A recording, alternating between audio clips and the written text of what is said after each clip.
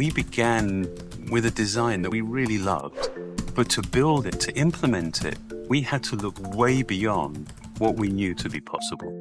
Why was Jony Ive featured in all of Apple's key presentation videos? It's simple. He was the second most important person at Apple. Many of Apple's decisions were essentially his decisions. He defined the core ideas behind the MacBook, iMac, iPhone, iPad, Apple's flagship products. He spent billions on prototypes and testing. Possibly no one has ever invested as much money into design and product refinement, including user experience, as Jony Ive did at Apple. Have a lasting impact on the way that we actually connect with each other.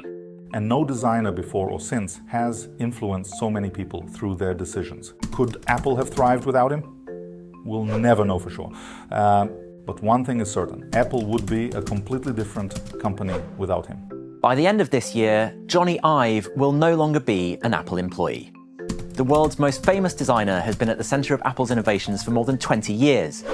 The person behind Apple's design revolution is no longer with the company. 5 years on, what do we see? User satisfaction remains sky high. The first major update to the MacBook Pro without Jony Ive received overwhelming praise. For years, it hasn't needed major changes because everything about it is just right. This raises a question. How crucial was Jony Ive to Apple if everything is still running so smoothly without him? And that question deepens when we learn that many of Ive's key design choices were heavily inspired, nearly identical in fact, to the work of another legendary designer who created those ideas first, Dieter Rams. The legendary designer for Braun influenced almost everything about the iPod, which was largely based on the Braun T3 radio. So, what do you think? Was this plagiarism or inspiration?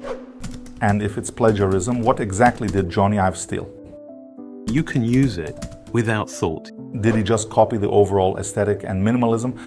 But minimalism isn't something Dieter Rams invented. It's a core idea of modernism. The same minimalism was pioneered by Le Corbusier, Jan Schichold, and the Bauhaus movement. It's not something you could claim was stolen from Rams. I've got an answer. What I've borrowed was an approach. The approach is about removing everything unnecessary. It's not just about mimicking the style of minimalism. It's about adopting the essence of minimalism. Functionalism. You keep clean, straightforward, minimalist forms, stick to natural and simple colors, and make functionality the priority. Everything else is secondary to that function. Then, once the functional design is established, you refine it. You make it visually pleasing, but do so using minimalist yet highly effective design principles. Composition, spacing, contrast, and of course, negative space. This way, you create beauty without interfering with functionality. Would you call that theft? I don't think so, especially since Ive himself openly admitted it. He openly stated how he was inspired by Dieter Rams' work. A direct quote, "I was completely enchanted with it then, and I now find this object resonated so deeply with me." And it wasn't just Rams's designs, but also the principles he popularized. Not created, but popularized. Rams was a talented translator of these ideas, applying them to the right products at the right time. This is a clear example of how copying in design is far more common than we might think. It's not theft. It's about creating patterns through communication between designers and users. These patterns then spread and are applied to other devices, products, and interfaces. This isn't theft, it's the process of creating behavioral patterns, which makes our world more convenient and better overall. And the designer's primary job is often to adapt and refine these patterns, not to invent something completely new. Revolution isn't always necessary. Why was Rams considered a revolutionary? Not because he invented minimalism, but because he applied it so effectively to the Braun T3 radio, one of the first mass-produced minimalist designs. That's why he was a revolutionary. Not as a creator, but as an implementer. And in that sense, it's fair to call Jony Ive a revolutionary too. Consumer electronics weren't primarily minimalist before Apple. Apple's earlier designs weren't either. And yet Apple's wildly popular minimalist products redefined the market and transformed the approach to electronics design. But then, why hasn't Apple faltered since Jony Ive left?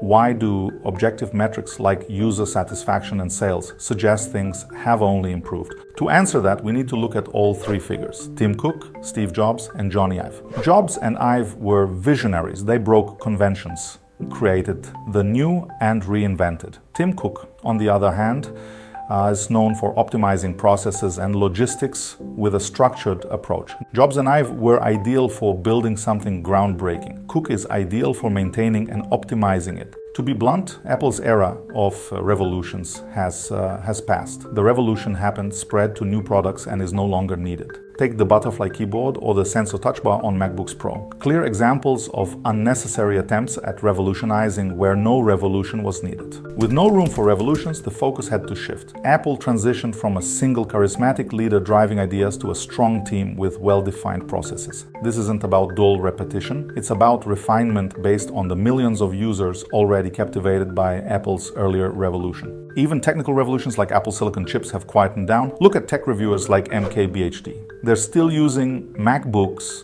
with M1 Max and Ultra chips because upgrading isn't necessary. For most users, even M1 Pro are still perfectly fine. So what about design? There's little space left for design revolutions. Many people long for that emotional thrill of a revolution, but it's no longer feasible.